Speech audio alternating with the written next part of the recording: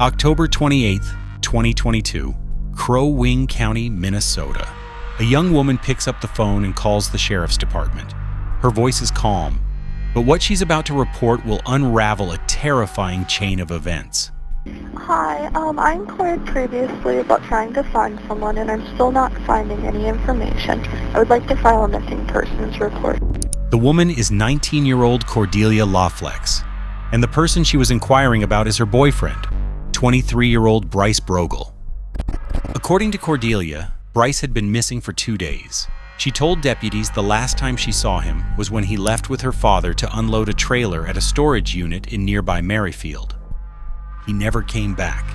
No calls, no messages, nothing. And the last person known to have seen Bryce alive?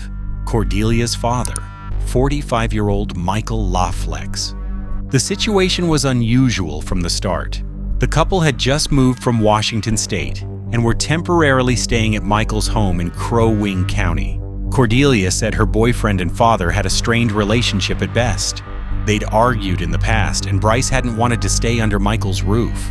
Still, Michael agreed to help the young couple move and unload their belongings into storage. But after he and Bryce left with the trailer, only one of them came back.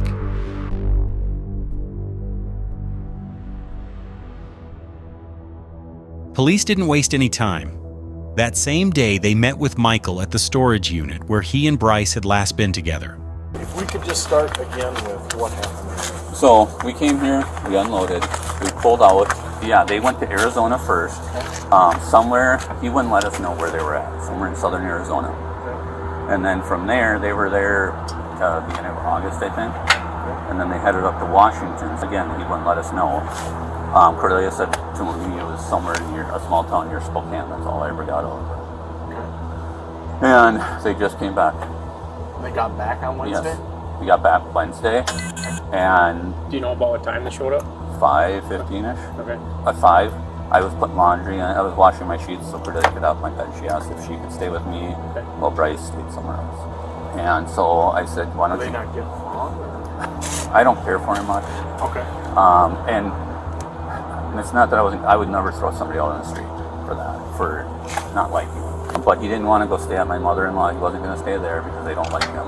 Last spring when he came to stay with us in March and stayed with him, there was a lot of verbal abuse towards Cordelia. There was a time where she came down with a big bruise on her face, which he said that was wrestling. My other daughter said it could be, could be that, but it was not, and then heard her crying. So there's always been the fighting and him being that way. Michael doesn't hold back. He makes it clear he didn't care much for Bryce, accusing him of abusing his daughter and painting him as someone who had it coming. But then Michael pivots. He starts spinning a strange story. According to him, Bryce wasn't missing. He'd been arrested, not by local police or state officers, but by some mysterious group of men in an unmarked vehicle. It happened just right out here. We got out, got just down, started to get up to speed, and the lights came on, and it happened right down here. And you said you're not good with cars, but you don't know what they were? It wasn't, the one was a small, kind of like your size there, or something that size. I tell you the truth, I didn't see what the make was of that one. But there was lights on them? No, there was emergency lights? Yeah, there was the ones that come up front. I didn't see anything up top, but there was the ones that came on there, and then the car looked, it was kind of a dark gray, and it kind of looked like the Taurus. Okay. But I'm not 100. Like I said, it came by like that and pulled in front of the vehicles, and they put him in the back seat, and the other one up. The officer, walked around, got in the car, passenger seat, and they left. Okay. Bryce said on the way back that he had a feeling that somebody was going to get arrested when he got back here. She said the FBI. Cordelia actually did. Does he have any reason to Just disappear? or make it look like he's disappeared? I don't think so. I don't think, no. I mean, she said they were going to be going back to Montana to work. And that they were, he was very,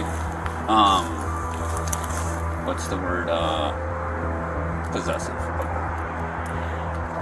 And he was, all her phones, or all her emails and everything went through his phone so he could watch who she was talking to. I think her Facebook, everything was going through his phone, so he could screen everything. So what you're telling us is that the last you saw him, he was in a unmarked type squad car. Yep. You believe he was being arrested? Yes, it was a dark gray, what I believe to be a Ford Toyota. Yeah. Yep. And you've never had his phone, never weren't in possession of it today? It was in the vehicle. Okay. I took it. I did take it. And I just wanted my daughter to get away from him. I didn't want her to, keep after him, but that's just it. It was in what vehicle? It was in mine. Okay. Yeah. And what'd you do with it? I put it in the trash. Okay. Where? In Brandon. Where in Brandon? Holiday. Okay. Yeah. In the dumpster? Yes. No. In a garbage can. Like in the gas? Yes. Which one? I believe the center one. Yeah, the center one, the closest aisle. It was sitting on the center console, and I was scared, to tell you the truth. I was scared of the whole situation, and I wasn't sure. I was afraid, honestly, of somebody tracking it and coming after my daughter. When did that happen? After he was taken? Yeah, what, with me with the phone? Yeah. I had it. Yeah. And like I said, I'm afraid. I told my daughter yesterday, I said, just wherever you're going, let me know. If you're going here, going there, I was afraid. When did you drop it? I dropped it tonight. Okay, on the way to your sister's? Yeah. Okay. Yeah. So I wasn't concerned about you guys. Actually, I think I dropped it before that, before I knew she was even coming to see you guys. Okay. I appreciate you talking. Yeah. Telling us that. Yeah. Like I said, that's a lot of times. It was laying there, and I was afraid. I was afraid for my daughter when this all went down. I was worried that somebody was grabbing her. Michael's story was already on shaky ground, but this changed everything. Getting rid of the phone changed the nature of the case. It wasn't just someone missing anymore. It was someone hiding things. It meant he either tampered with evidence after a supposed arrest, or that the arrest never happened at all. But what really put things into perspective was what Cordelia told investigators next. Her version of events painted a very different picture. What's yours and Bryce's relationship been? Good. Okay, any abuse or anything like that? No, not really, no. Not really? So you guys decided to come back to Minnesota. Did you tell anybody? There was less than 10 people that knew. It's weird because the men that took Bryce said something about that. They said something to my father about how there was an outstanding warrant in Arizona, and they mentioned something about Washington, which we didn't even know about the warrant. But How did Dad say that he got Bryce's phone? if I'm being perfectly honest to you guys, I screamed at my father and just left my aunt's house because I just found out that information. So he dumped it in a garbage can. No, he failed to tell to me that he had both of Bryce's phones, as far as I was known. And Both? No? or just the one, and I don't know. I didn't even get to see. Were we still needing to find a phone? Bryce had two phones on him. As far as I was aware, he had two phones, and the phones were taken with him. I just found out less than a half hour ago that my father had one of them in possession, or had a phone. Threw him in a dumpster. So have you talked to him about that? No, I screamed in his face and told him I'm not sleeping at his house again, and that's where I'm at. He told me, two things he told me. First, that the woman in Washington who's pressing charges on Bryce due to property damage, he said that he convinced her not to press charges on me too, apparently. And then he also told me, yes, that he had possession of, I don't know if he said both phones or just one, but he said he had possession of a cell phone, and that he was worried someone was tracking it and that they were going to get a hold of me or something too. So how did he explain this kidnapping thing that he's explaining? Well, at first, we thought it was the cops.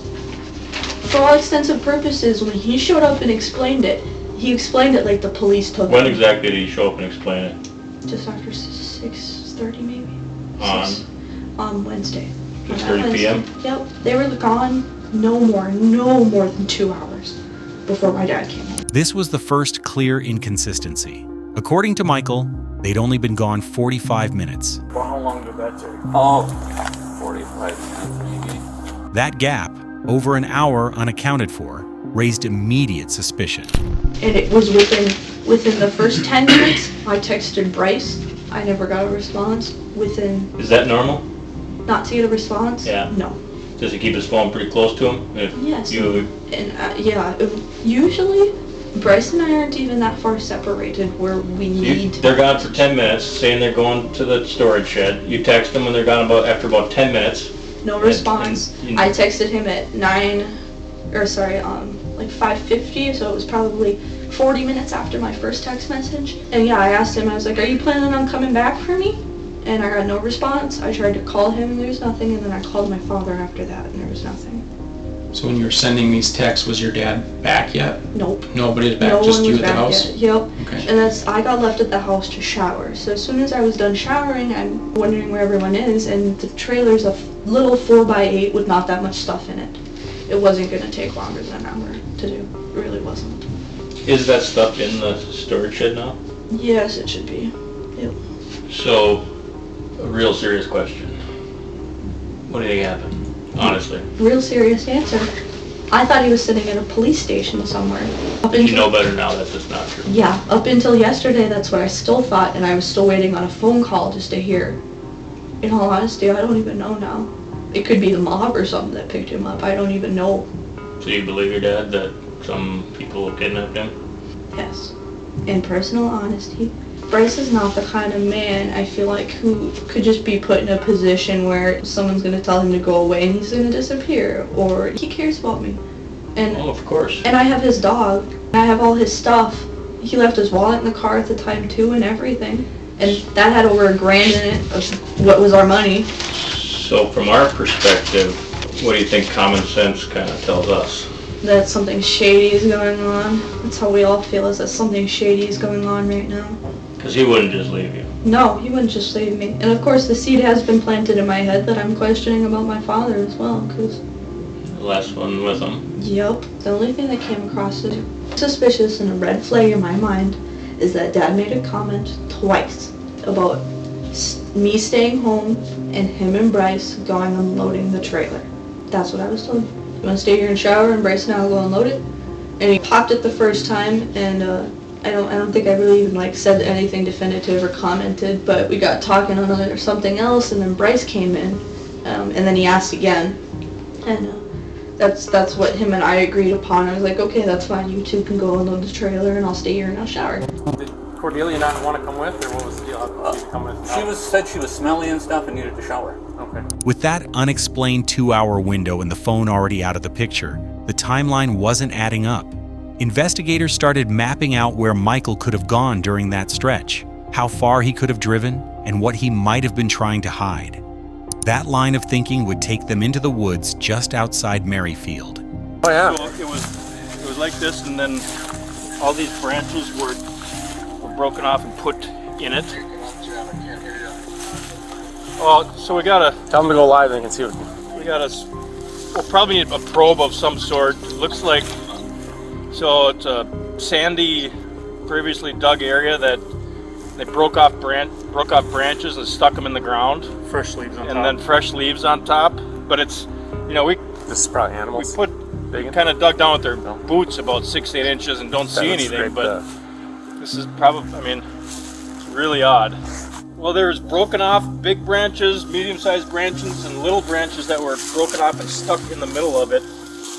It could be something like that, but somebody put a bunch of broken branches over the top and fresh leaves. appears to be fresh leaves over the top, and it's kind of a sandy area where the rest of it around here. It might be nothing, but The BCA crime scene team arrived shortly after and began processing the area. As they dug through the soil, they uncovered a shallow grave, and inside, the body of 23-year-old Bryce Brogle. The medical examiner later confirmed he'd been killed by a single gunshot to the back of the head. It was ruled a homicide. With the timeline broken, the story falling apart, and physical evidence in place, investigators moved quickly. Michael LaFlex was arrested. The case moved to trial, and the evidence spoke for itself. In April 2024, a jury found Michael LaFlex guilty of both first and second-degree murder. That June, he was sentenced to life in prison without the possibility of parole. Along with the life sentence, he was ordered to pay over $14,000 in restitution and court costs. Justice, at least in the eyes of the law, had been served.